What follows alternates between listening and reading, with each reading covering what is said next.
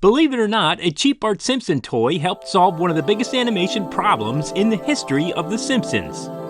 When the show attempted its first fully 3D scene in the 1990s, the animators ran into a weird problem. They didn't know how to draw Bart's hair, and the solution ended up coming from a toy.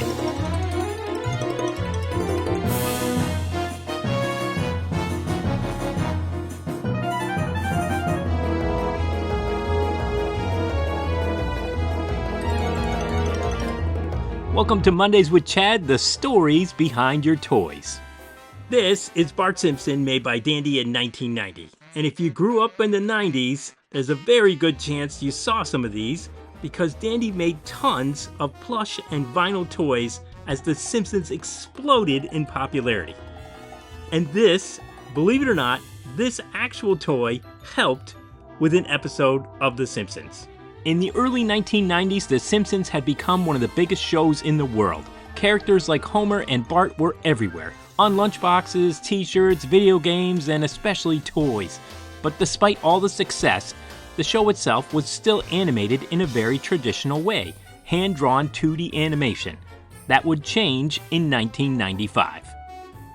In the 1995 Halloween Treehouse of Horrors episode of The Simpsons, the writers created a segment called Homer Q. In that story, Homer accidentally falls into a strange new dimension, a fully computer-generated 3D world. I'll take my chances in a mystery wall. At this time, this was groundbreaking for a TV show. Computer animation was still incredibly new. Oh, glory of glories.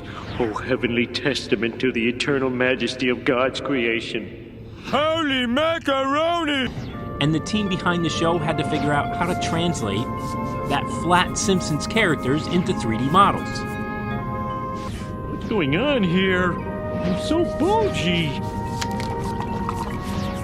My stomach sticks way out in front and my... And Fox was not really supportive of this expensive little adventure. Man, this place looks expensive. I feel like I'm wasting a fortune just standing here. Better make the most of it. Now, the DVD extras had some really great commentary on this specific episode. Oops.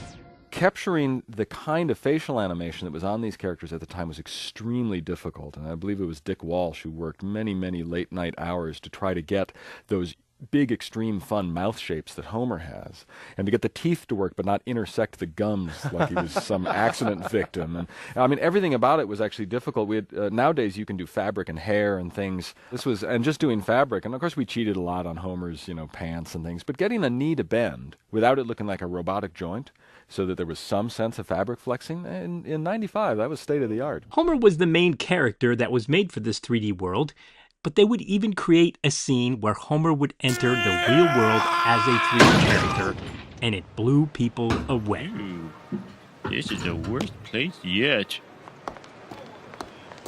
Oh my God, look at this. Oh my, oh.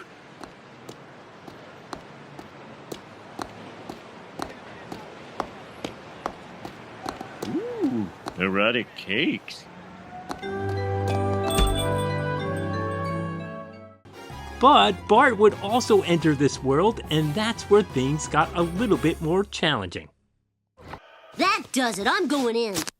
Bart, no!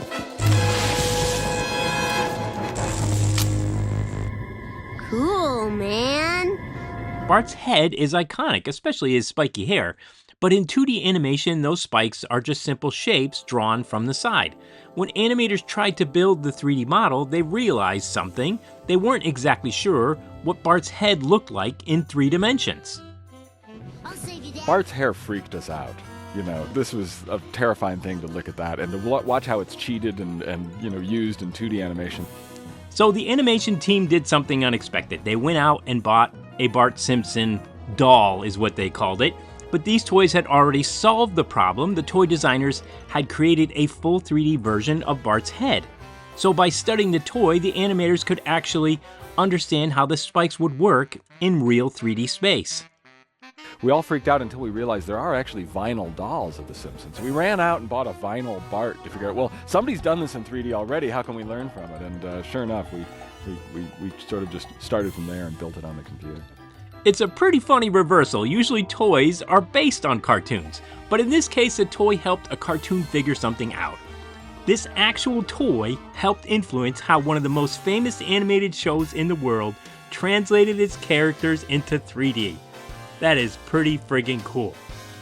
So remember, next time you see the Simpsons episode with Homer cubed, it was the toy that helped the animator solve a problem that traditional animation never had to face. And that's the story behind this toy. If you enjoy stories like this, subscribe to Mondays with Chad, where we explore the stories behind your toys.